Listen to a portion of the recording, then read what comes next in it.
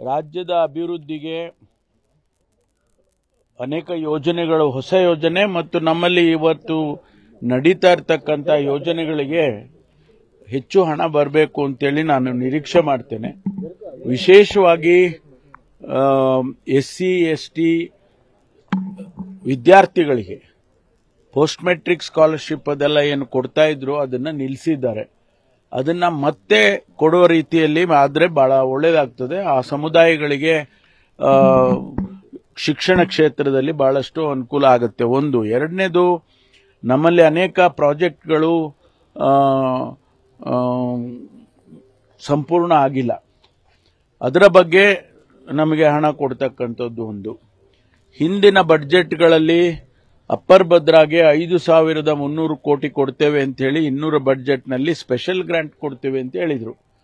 ಅದು ಕೂಡ ಕೊಟ್ಟಿಲ್ಲ. ಅದನ್ನ ಈ ಬಾರಿ ಆದರೂ ಕೂಡ ಪುನರುಚ್ಚಾರ ಮಾಡಿ ಆ ಹಣವನ್ನು ನಮಗೆ ಕೊಡಬೇಕು ಅಂತೇಳಿ ನಾನು ಒತ್ತಾಯ ಮಾಡ್ತೇನೆ. ಜೊತೆಗೆ ನಮಗೆ ಇಡೀ ದೇಶದಲ್ಲಿ 2ನೇ ರಾಜ್ಯ ಹೈಯೆಸ್ಟ್ GST ಕೊಡ್ತಾ ಇರ್ತಕ್ಕಂಥದ್ದು. ಅದರ ಪ್ರಪೋರ್ಷನೇಟ್ ಇನ್ಕಮ್ ನಮಗೆ ಬರಬೇಕಾಗುತ್ತೆ. ಪ್ರಪೋರ್ಷನೇಟ್ ಅಲೋಕೇಶನ್ ಅದನ್ನು ಕೂಡ ನಮಗೆ ಕೊಡೋ ರೀತಿಯಲ್ಲಿ ಒಂದು ವ್ಯವಸ್ಥೆ, ಸಿಸ್ಟಮ್ ಮಾಡಿದ್ರೆ ಅದು ನಮಗೆ ಅನುಕೂಲ ಆಗುತ್ತೆ ಅಂತದ್ದು. ಇದನ್ನೆಲ್ಲ ನಾವು ನಿರೀಕ್ಷೆ ಮಾಡ್ತೀವಿ. ಆಮೇಲೆ ಯಾವ ರೀತಿ ಅದು ಬರುತ್ತೆ ಕಾದ್ ನೋಡೋಣ.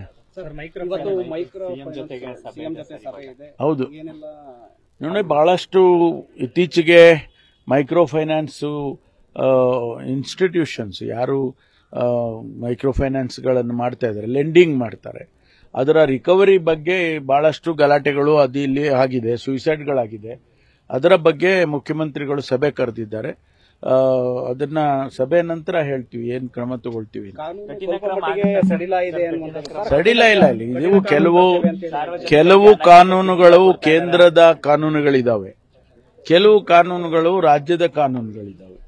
ಹಾಗಾಗಿ ನಾವು ರಾಜ್ಯದ ಕಾನೂನನ್ನ ಯಾವ ರೀತಿ ಇನ್ನೂ ಕೂಡ ಗಟ್ಟಿ ಮಾಡಬೇಕು ಮತ್ತು ಎಫೆಕ್ಟಿವ್ ಮಾಡಬೇಕು ಅನ್ನೋದ್ರ ಬಗ್ಗೆನೂ ಕೂಡ ಚರ್ಚೆ ಮಾಡ್ತೀವಿ ಇವತ್ತು ನಾವು. ಯಾಕೆಂದ್ರೆ ಇದು cooperative department, revenue department, police department ಎಲ್ಲ ಕಂಬೈನ್ಡ್ ಆಗಿ ಆಕ್ಷನ್ ಮಾಡುವಂತ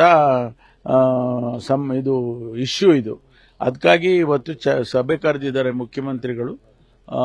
ಸಭೆಯ ನಂತರ ಬ್ರೀಫ್ ಮಾಡ್ತೀವಿ.